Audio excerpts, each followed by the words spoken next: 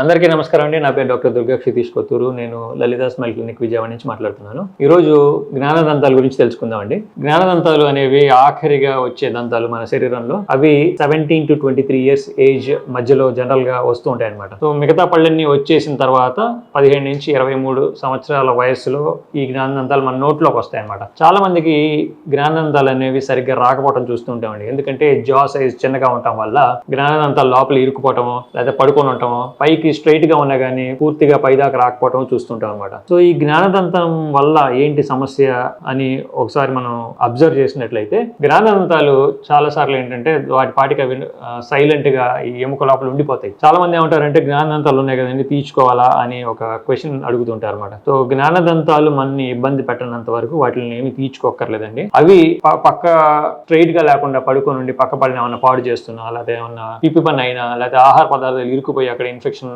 వస్తున్నా, ఇన్ఫ్లమేషన్ జరుగుతున్నా కానీ అప్పుడు ఆ సందర్భాలలో మనం జ్ఞానదంతాల గురించి ఒక నిర్ణయం తీసుకోవచ్చు. కానీ సహజంగా జనరల్ గా వాటి పాటికి అవి ఉండి లోపలే ఉండిపోయినట్లయితే జ్ఞానదంతాలని మనం జీవితాంతం కూడా టచ్ చేయాల్సిన అవసరం ఉండదండి. సో నెక్స్ట్ టైం ఏమైనా జ్ఞానదంతం గురించి మీకు ఏమైనా అనుమానం ఉంటే దగ్గరలో ఉన్న దంత వైద్య నిపుణులను సంప్రదించి తగిన సలహా తీసుకోమని నేను సూచనలు ఇస్తున్నాను. ఈ వీడియో చూసినందుకు అందరికీ థ్యాంక్ యూ.